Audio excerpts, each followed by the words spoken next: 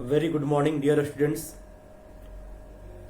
Today we will start a very new topic, diversity in living organism. So at first we will introduce about this chapter, this topic. क्या पढ़ना है इस chapter के अंदर, क्या पढ़ना है इस टॉपिक के अंदर, पहले एक छोटा सा इंट्रोडक्शन हम लोग ले लेते हैं कि डाइवर्सिटी इन लिविंग ऑर्गेनिज्म का मतलब हुआ क्या। अगर किसी टॉपिक को समझ लें, किसी चैप्टर को समझ लें, उसके इंट्रोडक्शन को समझ लें तो बहुत कुछ हमारा आसान हो जाता है। क्लियर? तो डाइवर्सिटी मीन्स विभिन्नताएं, dissimilarities. We are observing many animals, many plants, many different types of organisms, है ना। जैसे माइक्रो ऑर्गेनिज्म है, इसको ऑब्जर्व नहीं करते but we can feel. Fungus है, प्लांट है, एल्गी है, एनिमल्स हैं, इंसेक्ट हैं, बहुत सारे डाइवर्स फॉर्म ऑफ ऑर्गेनिज्म हैं। ठीक है, इन्हीं की डाइवर्सिटी को समझने का कोशिश किया जाएगा इस चैप्टर के अंदर। एक्चुअली ये डाइवर्सिटी आज से नहीं, सदियों पुराना है। जब से सभ्यता है तब से ये है डाइवर्सिटी। तो शुरुआत से ही कुछ एक साइंटिस्ट, कुछ विचारक in different form of organism को अलग अलग कैटेगरी में कैटेगराइज करने का कोशिश करते रहे हैं। कैटेगराइज करना क्यों जरूरी है, अलग अलग ग्रुप में रखना क्यों जरूरी है, यह भी एक इंपॉर्टेंट सवाल है। If we can categorise this form of animals, this form of organism, then at first it is easy to study about them. अगर एक ही ग्रुप में 10, 20, 50, 100 ऑर्गेनिज्म हों, उसमें से किसी एक ऑर्गेनिज्म का स्टडी कर लें तो उन सभी के बारे में थोड़ा कुछ न कुछ आइडिया मिल जाता है। तो ये एक फायदा है ग्रुपिंग कर लेने से, क्लासिफाई कर लेने से। Got it? तो जो डिफरेंट फॉर्म ऑफ ऑर्गेनिजम्स हैं, इनको बहुत पहले से ही क्लासिफाई करने की कोशिश की जा रही है। और सर्वप्रथम सबसे पहले इसका शुरुआत किए थे विचारक Aristotle. You have learn about him, Aristotle. He is regarded as father of biology and father of zoology, क्योंकि सबसे पहले उन्होंने ही लिखित प्रमाण जो है कुछ एक एनिमल्स के बारे में क्लासिफाई करके, उनके बारे में 2-4 शब्द लिख करके, कुछ बातें लिख करके एक बुक बनाया था। ठीक है, इसलिए उनको father of zoology and father of biology regard करते हैं हम लोग। तो वो सिर्फ एनिमल के बारे में ही लिखे थे और वो एनिमल को डिफरेंट ग्रुप में कैटेगराइज किए थे एज टेरेस्टेरियल एनिमल, जो जमीन पे रहता है, एक्वेटिक एनिमल्स, जो पानी में रहते हैं, जलचर, एंड एरियल एनिमल्स, जो हवा में उड़ते हैं, हवा में रहते हैं। ठीक है, भले उनका ये तरीका, ये सिस्टम आज की तारीख में अगर हम लोग सोच के देखें तो लगे कि यार क्या किए थे वो, है ना। इट में फेल, ऐसा हम लोग को लगे कि शायद वो तरीका गलत रहा हो, बट पहली कोशिश उन्हीं की थी। ठीक है, उनके बाद जो साइंटिफिक अप्रोच का बात किया जाए इस सिस्टम में लिविंग ऑर्गेनिज्म को क्लासिफाई करने का, जो पहला अप्रोच, साइंटिफिक अप्रोच जो लेकर के आए थे वो थे कैरोलस लिनियस। तो कैरोलस लिनियस साहब बायोलॉजी में एक नया ब्रांच ही बना दिए, that is known as taxonomy. Taxonomy means the branch of biology और the branch of science which deals with identification, classification and nomenclature of organism. Different organism को पहचानना, उनका नामकरण करना और उसको किसी ग्रुप में क्लासिफाई कर देना, इस सिस्टम को लोग बोलते हैं, या इस ब्रांच को लोग बोलते हैं taxonomy. And father of taxonomy is Carolus Linnaeus. ठीक है, तो थोड़ा सा उनका कहानी हम लोग समझते हैं कि कैसे वो शुरुआत किए, क्या क्या प्रॉब्लम उनको फेस करना पड़ा, उसके बाद हम लोग आगे बढ़ेंगे। तो Carolus Linnaeus when he started to classify different organisms in group, at first he faced the problem of naming. ठीक है, किसी भी ऑर्गेनिज्म को क्लासिफाई कर रहे हो तो सबसे पहले उसका एक नाम होना चाहिए। क्लियर? और किसी भी ऑर्गेनिज्म का डिफरेंट लोकेलिटीज में अलग अलग नाम होता है। क्लियर? जैसे आम को ही हम लोग आम बोलते हैं हिंदी में, इंग्लिश में मैंगो बोला जाता है, संस्कृत में आम्र बोला जाता है, तमिल तेलुगु में, मराठी में अलग अलग चीजें बोली जाती होंगी, चाइना में कुछ और बोला जाता होगा, जर्मनी में कुछ और बोला जाता होगा, रसिया में कुछ और बोला जाता होगा। राइट? तो एक ही ऑर्गेनिज्म का, एक प्लांट हो या एक एनिमल हो, वॉट एवर इट इज, एक ही ऑर्गेनिज्म का डिफरेंट लोकेलिटीज में अलग अलग नाम थे। क्लियर? तो सबसे पहला चीज कैरोलस लिनियस क्या किए, वो सोचे कि भाई किसी भी ऑर्गेनिज्म का एक ही ऐसा नाम हो जो साइंस या बायोलॉजी में एक्सेप्टेबल हो, उसको बोले साइंटिफिक नेम या बायोलॉजिकल नेम। क्लियर? तो वो सबसे पहले साइंटिफिक नेम रखने के बारे में सोचे कि किसी भी ऑर्गेनिज्म का क्या होना चाहिए, तो एक पार्टिकुलर साइंटिफिक नेम होना चाहिए। अब साइंटिफिक नेम है तो कैसे साइंटिफिक नेम रखा जाए भाई, इसका भी कुछ नियम कानून होना चाहिए। तो कोई भी नाम रखने के लिए वी नीड अ लैंग्वेज। सबसे पहले लैंग्वेज का चुनाव किया गया, किस लैंग्वेज में नाम रखा जाए, तो नाम लैटिन लैंग्वेज में रखने का विचार किया गया। They decided to name the organism in Latin words because Latin is least a spoken language, सबसे कम बोला जाने वाला लैंग्वेज है या नहीं के बराबर बोला जाने वाला लैंग्वेज है लैटिन। और जिस भाषा को बोलने वाले लोग जितने कम होते हैं उस लैंग्वेज में अपभ्रंश होने का चांस, मॉडिफिकेशन होने का चांस उतना ही कम होता है।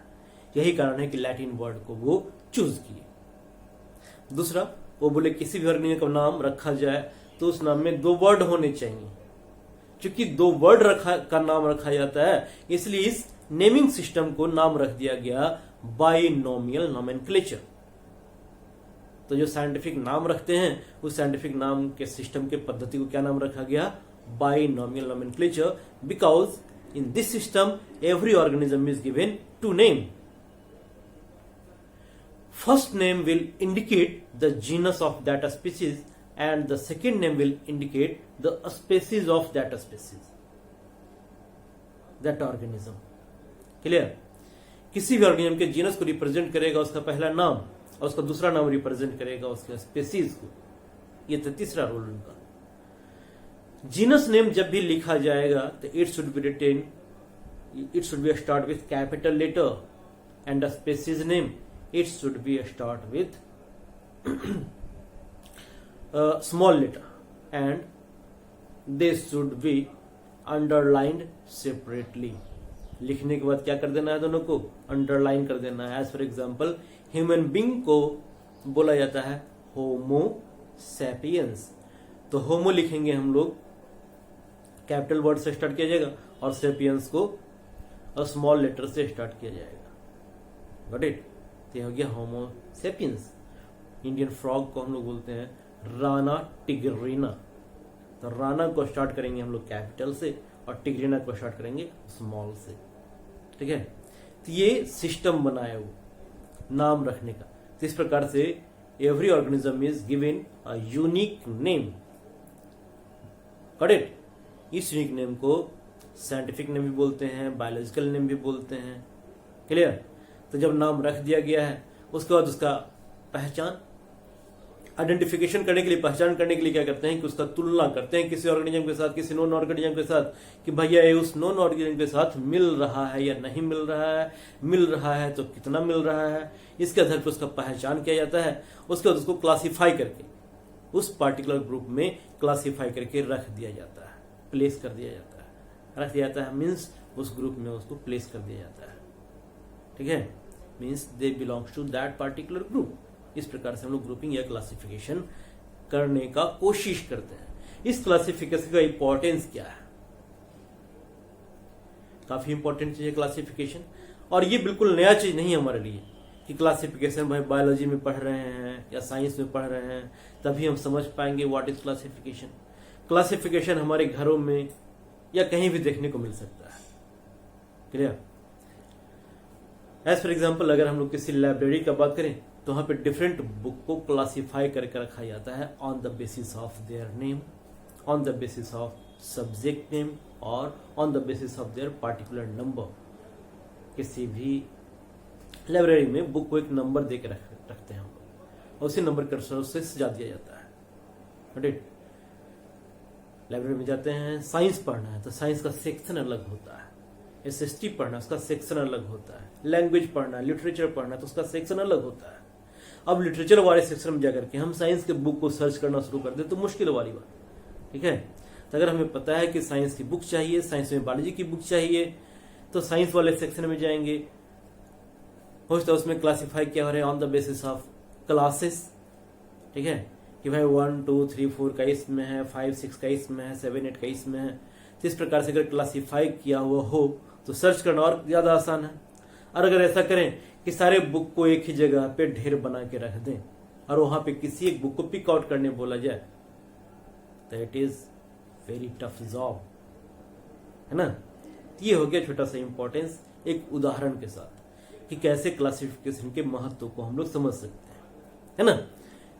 कहने का मतलब जिस प्रकार से लाइब्रेरी में डिफरेंट बुक को क्लासीफाई या कैटेगराइज करके रखा जाता है ताकि उसको ढूंढना, उसे पहचानना, उसे पिक आउट करना, उसे निकालना, वापस प्लेस करके रख देना आसान हो जाए, उसी प्रकार से हम लोग कोशिश किए हैं बायोलॉजी में डिफरेंट ऑर्गेनिज्म को भी डिफरेंट ग्रुप में, डिफरेंट कैटेगरी में क्लासीफाई करने का, ताकि उन्हें पहचानना, उनके बारे में स्टडी करना, या फिर कोई नया ऑर्गेनिज्म के बारे में पता चलता है तो उस ऑर्गेनिज्म को उस पार्टिकुलर जगह पे या उस पार्टिकुलर ग्रुप में कैटेगराइज करके प्लेस कर देना हमारे लिए भी आसान हो जाए। क्लियर।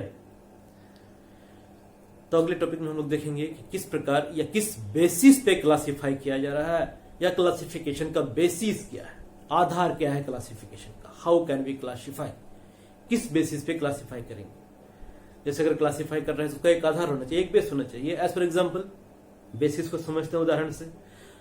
अगर आप कहीं क्लास का बात किया जाए तो आपके क्लास के ही जितने स्टूडेंट्स हैं उनको 2-3 बेसिस में क्लासिफाई किया जा सकता है एज वी विश।